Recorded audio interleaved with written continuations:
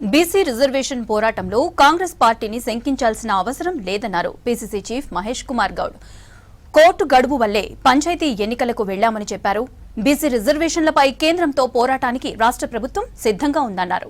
BJP ఎన్ని కుట్రలు చేసినా త్వరలో రిజర్వేషన్లను అడ్డుకోలేదన్నారు. బీసీ లీడర్లు ఢిల్లీలో జరుగుతున్న బీసీ మహాధర్నాలో పాల్గొన్నారు మహేష్ కుమార్ గౌడ్.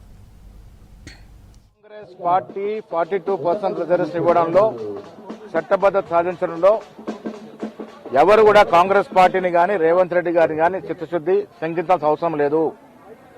మా ముఖ్యమంత్రి గారికి మాకు బీసీ రిజర్వేషన్ ఇవ్వాలని తపన పట్టుదల ఉంది.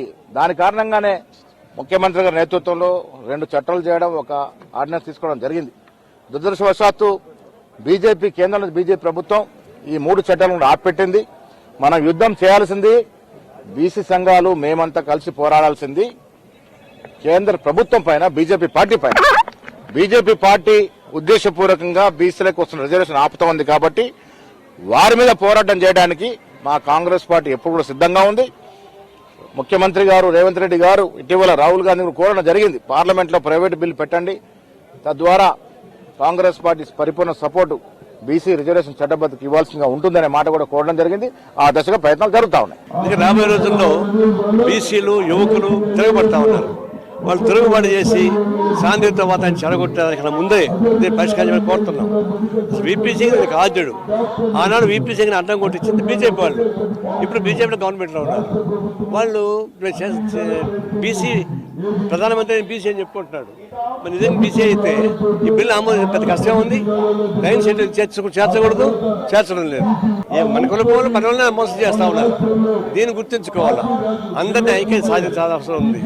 అసెంబ్లీ తీర్మానం అది గవర్నర్ అడ్డం కొడుతున్నాడు, అది ప్రధానమంత్రి ఒప్పుకోవడం లేదు. అందువల్ల తక్షణం ప్రధానమంత్రి మోడీ బీసీ వ్యతిరేకి ఈ చట్టాన్ని ఆమోదించడం లేదు. మోడీకి వ్యతిరేకంగా పోరాటం సాగించాల్సిన అవసరం, బీసీలు ఐక్యంగా నిలబడే అవసరం ఉందని చెప్పి మేము కోరుతా ఉన్నాం. బీసీ రిజర్వేషన్ల అంశం పార్లమెంటులో ఇలా ప్రస్తావనకు వస్తుందని చెప్పి మేము అనుకున్నాం, కానీ రాలే. అడగాల్సిన వాళ్ళేమో అడగతలేరు, చేయాల్సిన వాళ్ళేమో చేస్తలేరు.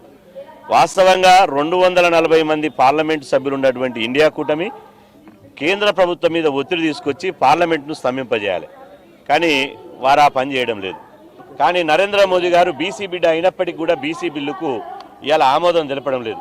దానికి సంబంధించినటువంటి కేంద్ర మంత్రి కిషన్ రెడ్డి గారు బాధ్యత తీసుకోవాలి. ఎందుకు కిషన్ రెడ్డి గారు బాధ్యత తీసుకోరు? కిషన్ రెడ్డి గారిని బీసీలు ఓట్లేసి అంబర్పేట నుంచి 4 సార్లు శాసనసభ్యునిగా గెలిపించారు బీసీలు. బీసీల మీద చిత్తశుద్ధి ఉంటే భారతీయ జనతా పార్టీకి ఈ ప్రైవేటు బిల్లుకు ఆమోదం తెలపాలి, మద్దతు ఇవ్వాలి. బీసీలతోటి సమాలోచన పెట్టి తెలంగాణలో బస్ యాత్ర పెట్టి ఇవాళ 10 లక్షల మందితోటి పెరేడ్ గ్రౌండ్లో మీటింగ్ పెట్టి బీసీల తడాకేందో